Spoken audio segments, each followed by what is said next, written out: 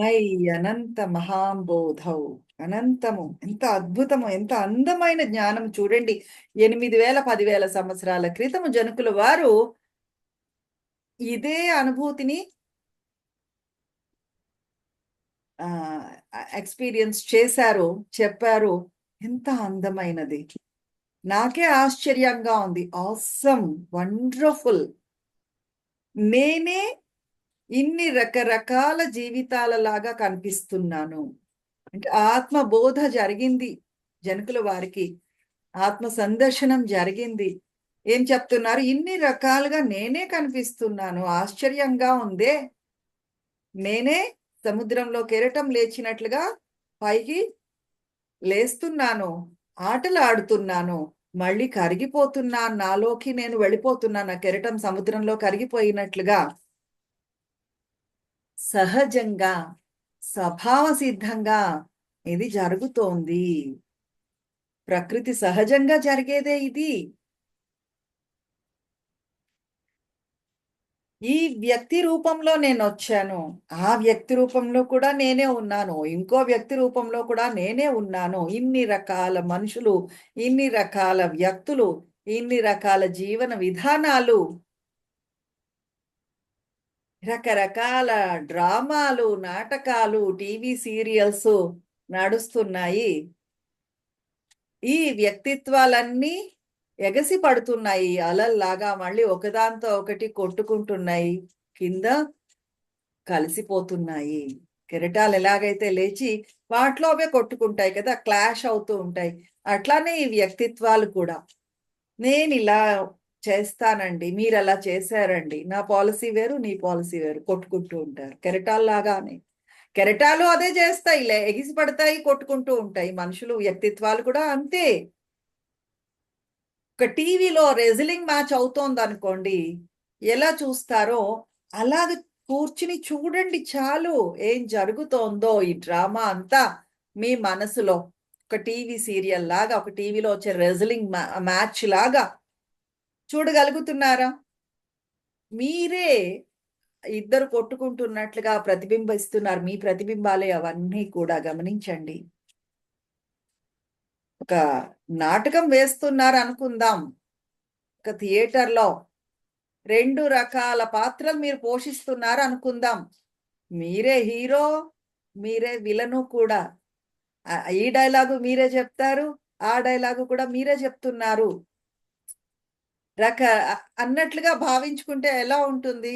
జీవితం కూడా అంతే. అందరూ కూడా నా ప్రతిరూపాలే అన్న గ్రహింపు, అవగాహన వచ్చేసింది జనకుల వారికి. వీళ్ళందరూ నా రూపాల కింద కనిపిస్తున్నారు. హీరో వేరు, విలన్ వేరు కాదు. నేనే అన్ని రూపాల్లో కొట్టుకుంటున్నాను. ఆ! ఎన్నో పాత్రలు పోషిస్తున్నాను నేను. పూర్తిగా ఒకదానికొకటి విరుద్ధంగా ఉండే పాత్రలు.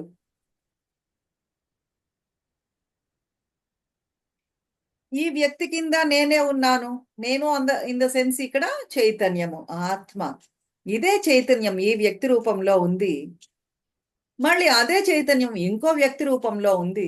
ఈ వ్యక్తి ఏం చేస్తున్నాడు? ఈ పర్సనాలిటీ ఏం చేస్తోందండి? ఆ వ్యక్తి తాలూకు బటన్స్ పుష్ చేస్తోంది, గిల్లుతోంది, ఎక్కడో రెచ్చగొడుతోంది. ఈ వ్యక్తి ఆ వ్యక్తిని రెచ్చగొడుతున్నాడు. ఇద్దరు నేనే. మళ్ళీ ఇంకో వ్యక్తిలాగా కూడా నేనే మళ్ళీ ఇంకో రకంగా రెచ్చగొడుతున్నాను. ఏం జరుగుతోందో ఒకసారి చూద్దాం. గమనించండి చాలు. సూర్యుడు మీ నెత్తి మీద పడిపోతాడా? కాదే. ఎలాగైతే సముద్రంలో అలలు ఎగసి పడి మళ్ళీ విరిగి పడుతూ ఉంటాయి, ఒకదాని మీద ఒకటి పడి కొట్టుకుంటూ ఉంటాయో, ఈ వ్యక్తిత్వాలు కూడా అంతే. ఒకదానికొకటి చిన్న మనసు లేస్తోంది, మైండ్ ఒక మనసుతో ఇంకొక మనసు క్లాష్ అవుతూ ఉంటుంది. ఆ కెరటాలలాగా నీలోనే ఉంది అంతా. నీ ప్రకృతిలోనే ఉంది. నీ రూపంలోనే ఉంది. రకరకాల కెరటాలు ఎగిసి పడుతున్నాయి. రకరకాల వ్యక్తిత్వాలు, జీవాలు ఎగిసి పడుతున్నాయి. రకరకాల ఆత్మలు ఎగిసి పడుతున్నాయి. మళ్ళీ ఎగిరి అవి ఒకదానితో ఒకటి కొట్టుకుంటున్నాయి, ఆడుకుంటున్నాయి. మళ్ళీ కరిగిపోయి నాలోనే కలిసిపోతున్నాయి, నీలోనే కలిసిపోతున్నాయి. ఈ జీవితము, ప్రపంచము పూర్తిగా విరుద్ధాలతో ఉంది. సూర్యుడు వేడిగా ఉన్నాడు, మంచు చల్లగా ఉంది. ఆ అగ్ని నీటిని ఆవిరి చేసేస్తుంది, నీరు నిప్పుని చల్లార్చేస్తుంది. పూర్తిగా విరుద్ధాలు ప్రకృతిలో, నీరు, అగ్ని. అలానే నీరు పల్ల మెరుగు అంటారు, కిందకి పరిగెడుతూ ఉంటుంది. నీరు ఎప్పుడు బురద వైపే పరిగెడుతూ ఉంటుంది. బురద నీరు పరిగెట్టకుండా ఆపేస్తుంది, తనలోకి ఇమిట్ చేసుకుంటుంది, ఇంకా ఇంకిపోయేలాగా చేస్తుంది. బురద నీరు ఒకదానికొకటి విరుద్ధంగా ఉంటాయి. ప్రకృతి విరుద్ధం. ఒకదాని ప్రకృతిలో నీరు, బురద కూడా వాటి సహజ గుణం అది. నీరు కిందకి పరిగెట్టకూడదు, పల్లం వైపు వెళ్ళకూడదు అని చెప్పడం అనేది రిడిక్యులస్, అదొక జోకు. ఎలా ఎందుకు కడుతుందండి నీరు కిందకి, పైకే వెళ్ళాలి అని చెప్పగలరా మీరు? దాని సహజ స్వభావము పల్లం వైపు పరిగెట్టడం నీరు. అలానే అగ్ని, నిప్పు పైకి ఎగరకూడదు అని చెప్తే అవుతుందా? దాని సహజ స్వభావం ఇంపాసిబుల్, పైకే లేస్తుంది నిప్పు. అలానే ప్రతి పేరు, ప్రతి రూపము ఈ సముద్రంలో, ఈ చైతన్యంలో ఎగిసి పడుతున్నాయి చూశారు. వాటి స్వభావం, వాటి ప్రకృతి ఎలా ఉందో అలా ప్రవర్తిస్తూ ఉంటాయి, అంతే.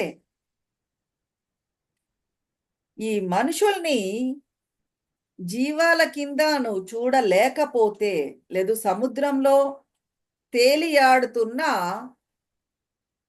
శంఖాలు, నత్తగుల్లల లాగా, షెల్స్ లాగా నువ్వు చూడగలగాలి. అలా చూసేవనుకో, ఈ నీటి పైన సముద్రంలో కెరటాల మీద తేలియాడుతున్న నత్తగుల్లలో ఆ షెల్స్ ఖాళీగా ఉండే శంఖం గుల్లలో ఉంటాయి చూశారు, ఆల్చిప్పలో.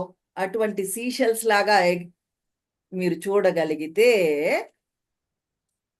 ఈ వ్యక్తిత్వాలు ఇన్ని రకాలు అన్న భావనే ఉండదు. ఆ పెద్ద సముద్రంలో మహాబోధవు ఎన్నో ఉన్నాయి, ఎన్నో రకాల గుల్లలు తేలుతున్నాయి.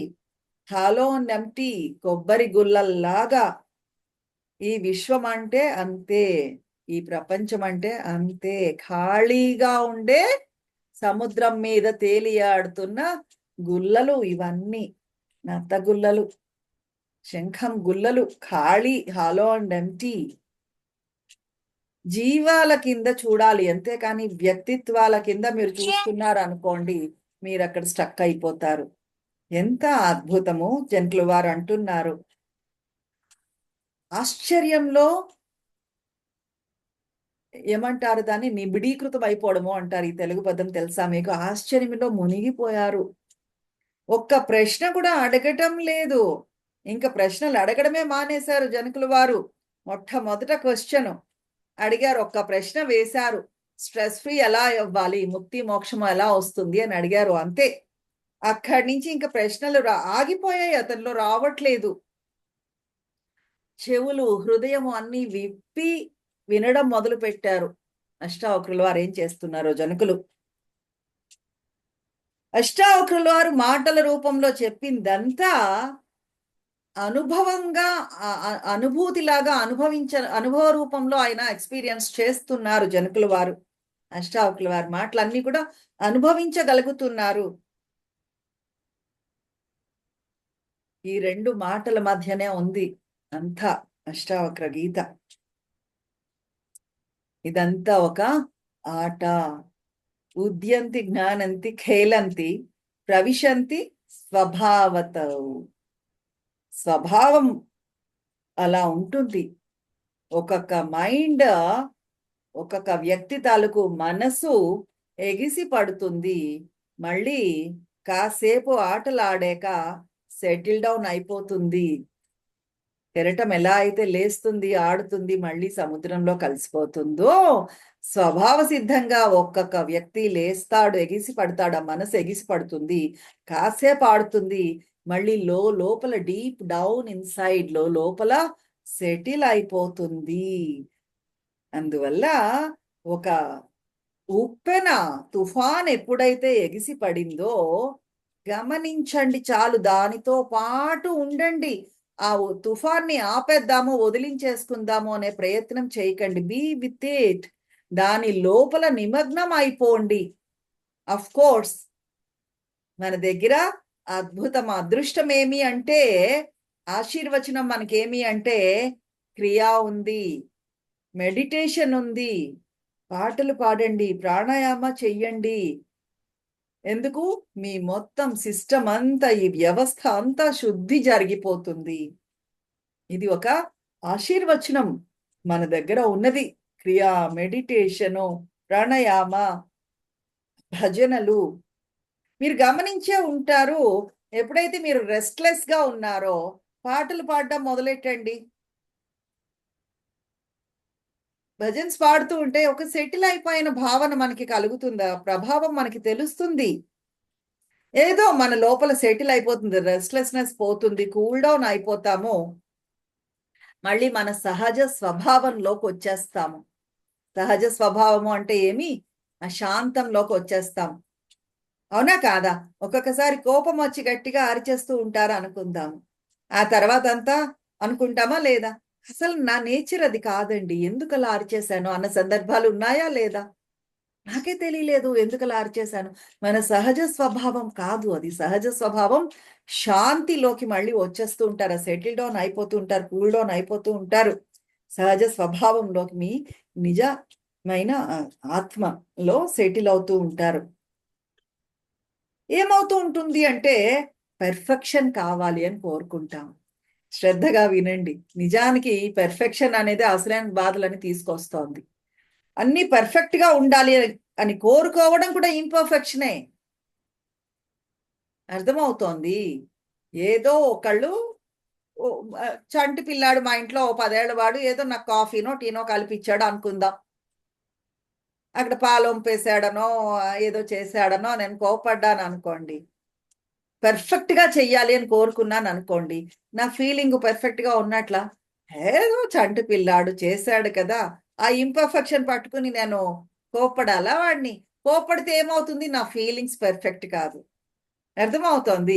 పెర్ఫెక్షన్ కావాలని కోరుకోవడమే అసలైన ఇంపర్ఫెక్షన్ క్రియేట్ చేస్తోంది నా లోపల, మన లోపల, మీ లోపల. కరెక్టా కాదా? ఏం జరుగుతోంది? పెర్ఫెక్షన్ కావాలి అని కోరుకోవడం వల్ల ఏం జరుగుతోంది? మీరు ఇంపర్ఫెక్ట్ అయిపోతున్నారు. పెర్ఫెక్షన్ కావాలన్న క్రేవింగ్ ఉంది చూసారు, మీరు ఇంపర్ఫెక్ట్, ఇంకా ఇంపర్ఫెక్ట్ అయిపోతున్నారు. మీకు శాంతి కావాలి అని కోరుకున్నారు అనుకోండి, శాంతి కావాలి అనే ఫీవరిష్నెస్ ఉంది చూసారా, క్రేవింగ్ ఉంది చూసారు, అది మిమ్మల్ని రెస్ట్లెస్ చేసేస్తుంది.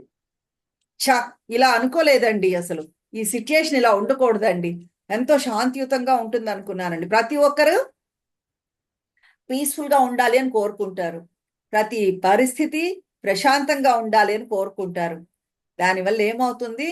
మీ లోపల పెద్ద యుద్ధం జరిగిపోతూ ఉంటుంది, టర్మాయిల్ క్రియేట్ సృష్టించబడుతూ ఉంటుంది, అలజడి సృష్టించబడుతుంది. దానివల్ల అందరూ, చుట్టుపక్కల వాళ్ళందరూ శాంతంగా ఉండాలి, అన్ని పరిస్థితులు కూడా ప్రశాంతంగానే ఉండాలి అని కోరుకుంటే మీ లోపల అలజడి మొదలైపోతుంది. అలాంటప్పుడు మీ లోపల అలజడి ఉండేటప్పుడు శాంతి ఎలా వస్తుందండి? శాంతి మీ లోపలనే మొదలవుతుంది, మీ లోపల నుంచే మొదలవుతుంది, మీ లోపల నుంచే వస్తుంది. మీ లోపల లేకుండా శాంతి బయట రాదు. మీరు శాంతంగా ఉంటే మీ పరిసరాలను కూడా మీరు ఆటోమేటిక్గా శాంతంగా అయిపోతాయి.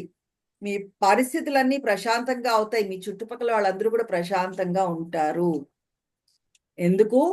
విశ్వానికి కేంద్రం మీ ఆత్మే. విశ్వానికి కేంద్రం మీరే. ఎక్కడో వెతుక్కుంటూ ఉంటారు శాంతం కావాలి అని, ఇంకెవరి దగ్గరికో వెడితే వస్తుందేమో అనుకుంటూ ఉంటారు. కానీ ఒకటి గమనించండి, ఆ అలజడి కలిగిన మనసు గనక మీతో ఉందనుకోండి, మీరు ఎక్కడికి వెళ్ళినా మీతో పాటు అదే మనసుని పట్టుకెడతారు కదండీ! ఇదే తుఫాను అక్కడికెళ్ళి కూడా క్రియేట్ చేస్తారు కదండీ! వేరే దగ్గరికి వెళ్ళిపోతే ప్రశాంతత వచ్చేస్తుందనుకుంటున్నారా? ఇదే మనసు అక్కడ ఉంటుంది. కాసేపు కామ్‌గా, క్వైయెట్‌గా ఉన్నట్లు కనిపించొచ్చు. మళ్ళీ మొదలవుతుంది. ఇదే తుఫాను అక్కడ కూడాను. ఇది కనుక మీరు గ్రహించకపోతే, ఇలా మీరు చూడకపోతే, లాంగ్ టర్మ్‌లో మీకు ఏది ఉపయోగపడదు. అర్థమవుతోంది. ముందు ఇక్కడ ఇక్కడి నుంచి తప్పించుకుని వేరే అడవుల్లోకెళ్ళిపోతామా? మంచు కొండల్లోకెళ్ళిపోతామా? పిక్నిక్‌కెళ్ళిపోతామా? హాలిడే స్పాట్‌కెళ్ళిపోతామా? ఈ మనసులో అలజడి ఉన్నంత కాలము ఆ అలజడే మీరు క్యారీ చేస్తారు ఎక్కడికి వెళ్ళినా. మళ్ళీ కాసేపు కామ్‌గా ఉండొచ్చును గాక, మళ్ళీ మొదలవుతుంది తుఫాను అక్కడ కూడాను. ఇది గ్రహించకపోతే లాంగ్ టర్మ్‌లో మీకు ఉపయోగపడదు. సొల్యూషన్ ఉండదు. పర్మనెంట్ సొల్యూషన్ ఏమి మీ మనసులో ఉండే అలజడిని తగ్గించడమే. ఈ తుఫానుతో పాటు ఉండడమే. ఉప్పెన వచ్చింది దాంతో పాటు ఉండడమే. అడ్డుకోవడం కాదు. జనకుల వారు మనసులో ఈ అలజడి రాకూడదు, తుఫాను రాకూడదు అని ఎప్పుడు కూడా అనుకోలా. ఆశ్చర్యం వేసింది. అరే! నాలోనే ఇంత తుఫాను రేగింది. దానంతటదే తగ్గిపోయిందే అని గమనించగలిగారు జనకుల వారు. ఈ వ్యక్తిత్వంలో ఎంత డ్రామా నడుస్తోంది. అద్భుతం కదా! నా లోపలే ఇంత పెద్ద హ్యూజ్ పరిమితి లేని నా స్వభావంలోనే ఇవన్నీ జరుగుతున్నాయి అని గమనించారు జనకుల వారు. ఎప్పుడైతే అరే! ఈ తుఫానంతా నాలోనే లేస్తోంది. ఎవరో కలగజేసింది కాదు. నాలోనే నా ఆత్మ, నా చైతన్యంలోనే ఈ ఆటలన్నీ లేస్తున్నాయి, మళ్ళీ పడిపోతున్నాయి అనేది గమనించారో, ఒక అద్భుతంలాగా మయి అనంత మహాంబోధౌ అని ఎప్పుడైతే ఆస్ట్రక్ అయ్యారో, ఆటోమేటిక్‌గా సైలెంట్ అయిపోయారు. ఆటోమేటిక్‌గా కామ్ డౌన్ అయిపోయారు. ఆటోమేటిక్‌గా హాలో అండ్ ఎంప్టీ అయిపోయారు. జై గురుదేవ్.